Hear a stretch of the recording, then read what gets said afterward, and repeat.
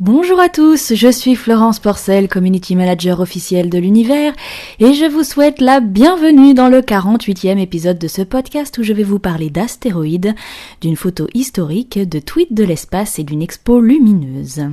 Et commençons justement avec la photo historique. Ça y est, la sonde New Horizons se trouve à moins de 100 jours de Pluton, et elle a réussi à faire ce cliché qui est donc la toute première photo en couleur que l'œil humain puisse voir de Pluton et de Charon. Alors faut quand même avouer que c'est vachement mieux qu'un des clichés précédents qui ne montraient pas grand chose à part des gros pixels. Bon, alors certes, c'est encore un peu flou, mais on distingue nettement les deux corps dans les tons beiges, rapprochés l'un de l'autre. Je rappelle que la sonde doit arriver le 14 juillet à destination après une traversée du système solaire qui aura duré 9 ans et demi. Outre New Horizons, il y a des corps naturels qui traversent le système solaire et ceux qui nous inquiètent le font dans l'autre sens puisqu'il s'agit des astéroïdes. Les experts de l'Agence spatiale européenne ont identifié environ 500 astéroïdes qui pourraient menacer la Terre dans les 100 prochaines années, ce qui n'est pas négligeable, mais la probabilité pour qu'un impact ait lieu reste très faible, donc pas de panique. Enfin, pas de panique, c'est quand même vite dit, parce qu'on risque à tout moment de se faire méchamment frapper par un gros caillou. La météorite de Chelyabinsk, que personne n'avait vu venir, nous l'avait rappelé. Et pour des raisons de sécurité, il faudrait à tout prix que les agences gouvernementales aient une mission toute prête à envoyer en cas de menace réelle. Alors on n'y est pas encore, mais il y a des groupes de travail qui commencent quand même à plancher dessus. Le 13 avril dernier, justement, l'Agence spatiale européenne a réuni plusieurs scientifiques pendant quelques jours pour travailler sur une étude de cas. Alors cette année, le scénario, fictif évidemment, impliquait la détection d'un astéroïde qui nous foncerait droit dessus et qui heurterait la Terre le 3 septembre 2022. Il faut savoir que lors d'un exercice de ce genre précédent, personne n'avait réussi à se mettre d'accord et que l'astéroïde serait tombé sur Nice. Mais du coup, on en est où, concrètement, des solutions à ce problème ?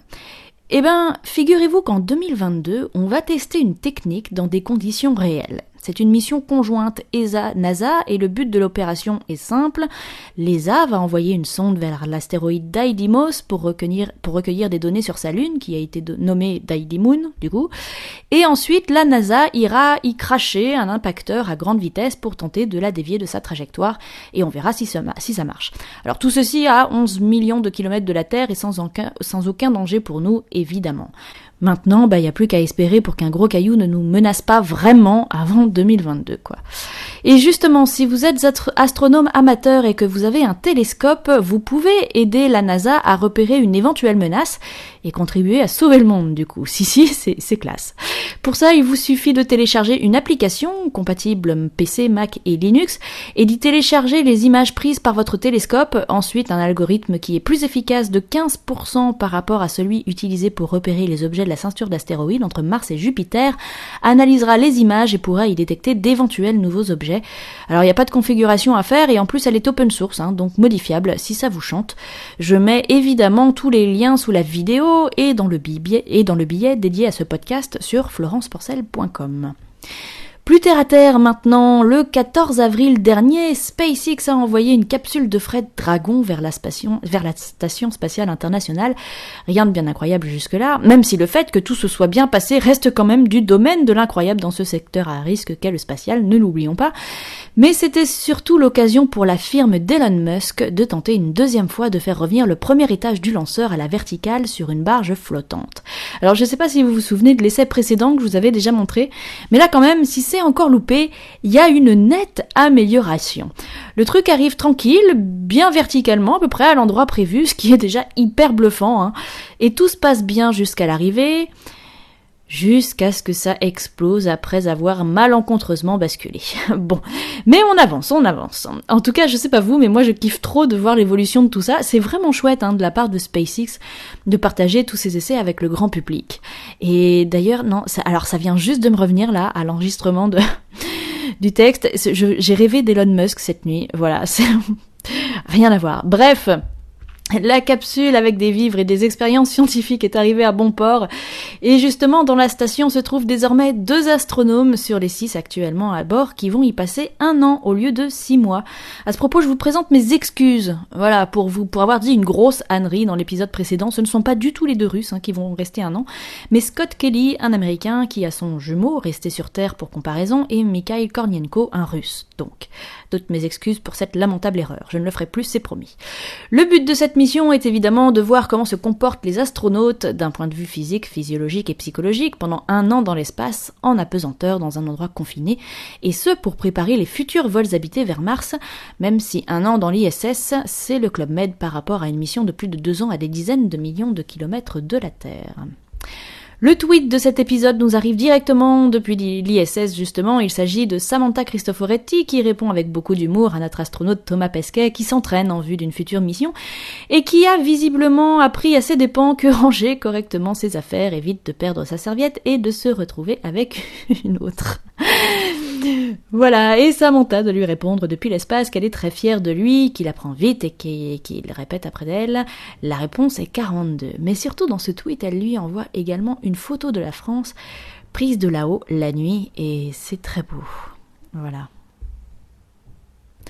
La personnalité de cet épisode s'appelle Karen Uriot, elle a 26 ans et elle termine sa BS en biophysique à l'Institut Jacques Monod à Paris. Elle travaille sur la caractérisation des interactions entre 2 protéines à la surface des cellules, pour les connaisseurs. Quel est le rapport avec la choucroute, vous allez me demander, et vous aurez raison. En fait, cette jeune femme a un projet génial. Elle veut ouvrir un espace de coworking dédié aux sciences, aux technologies, à l'ingénierie, aux arts et aux mathématiques. Donc environ à peu près tout ce qui me parle et qui serait aussi un salon de thé, donc le paradis sur Terre en ce qui me concerne. Mais le mieux, c'est qu'encore qu'elle vous le présente elle-même, ce projet. Bonjour, je m'appelle Karen, j'ai 26 ans et dans 6 mois, je soutiendrai ma thèse en biophysique. Un de mes buts dans la vie, libérer les sciences et la création, et pour ça, je veux qu'on invente le salon de thé du futur. Toutes ces années sur le campus, j'ai constaté que ça manquait d'un lieu convivial où diffuser les STEAM. Les STEAM, sciences, tech, ingénierie, arts et maths. Un espace connecté et participatif pour favoriser la synergie et découvrir.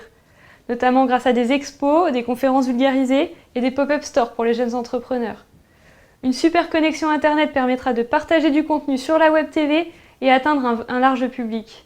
En fait, on alliera local et digital pour donner une vitrine à la créativité. Ma vision du salon thé du futur, c'est de proposer des aliments fun, sains et durables pour qu'à STEAM, l'innovation soit aussi dans les assiettes. Voilà, j'adorerais vraiment qu'un tel lieu puisse se monter, et pas que à Paris d'ailleurs, un peu partout. Et si vous voulez l'encourager, elle participe à un concours dont le premier prix est un kit pour l'aider à monter son entreprise. Alors je suis très à la bourre, je sais, on n'a que jusqu'à samedi, le 25 avril pour voter, mais si on s'y met à plusieurs et qu'on vote tous les jours, ça peut vraiment faire la différence parce qu'elle est dans le top 3 à l'heure où je vous parle. Donc n'hésitez pas à lui filer un coup de pouce si le projet vous parle, c'est vraiment une démarche que je voudrais encourager à fond. Et finissons avec un peu de culture, et je voudrais vous signaler l'exposition L'Odyssée de la Lumière, dont voici le teaser. L'Odyssée de la Lumière est née du projet émis par l'UNESCO de fêter en 2015 la lumière dans toutes ses formes, y compris ses applications. Nous avons choisi 2 sources de lumière qui nous ont paru tout à fait importantes. Le Soleil d'abord et le fond diffus cosmologique, cette lumière très ancienne qui a été émise il y a bien longtemps. Derrière cette Odyssée de la Lumière, on a imaginé un petit scénario amusant, que ces 2 particules de lumière qui viennent de 2 endroits très très différents se sont un jour donné rendez-vous et vont-elles finalement se retrouver comme elles l'ont prévu à la Tour Eiffel. Et là, il y a une petite surprise à la fin. Alors d'accord, c'est à la Cité des Sciences à Paris, mais si vous êtes loin, ce n'est pas grave, il y a ce super webdoc qui est fait autour de l'expo, et je vous indiquerai dans les liens évidemment sous la vidéo ou sur mon blog. En tout cas, c'est cool d'avoir des contenus comme ça en parallèle, ça permet de profiter de la culture sans avoir forcément le musée dans son secteur géographique. Alors je l'ai vu cette expo évidemment, et si vous y passez, n'hésitez pas à faire un tour dans cette salle un peu magique et totalement planante où on se croirait flotter dans l'univers.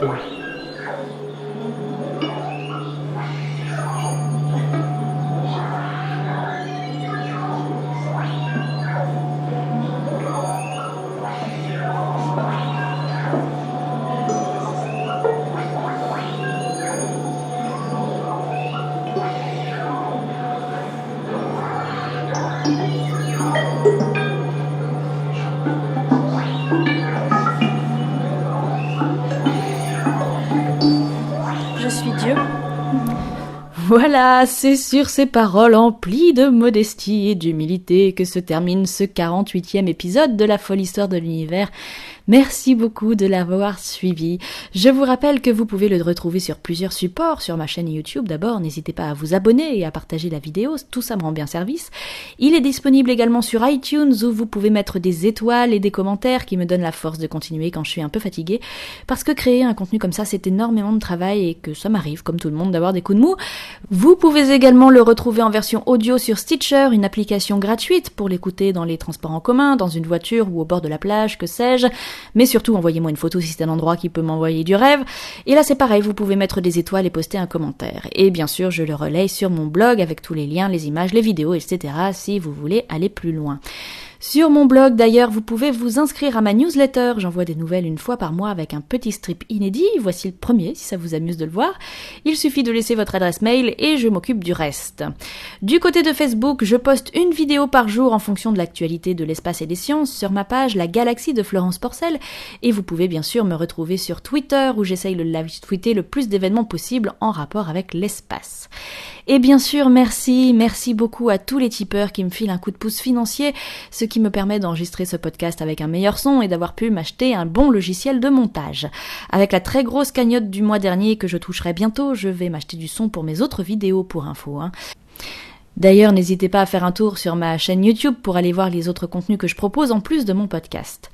Et je vous laisse avec quelques images. Elles sont tournées par un astronaute. Oui, elles sont tournées directement par un astronaute qui s'appelle Michel Tonini, qui est français, qui est allé 2 fois dans l'espace et qui m'a emmené faire un tour en avion. Si. Donc voilà, si vous voulez savoir ce que ça fait de voler avec un astronaute, regardez ça. Et attention, c'est moi qui pilote. Prenez soin de vous, prenez soin de notre planète et n'oubliez pas de rester le nez en l'air à ne rien faire. À très vite.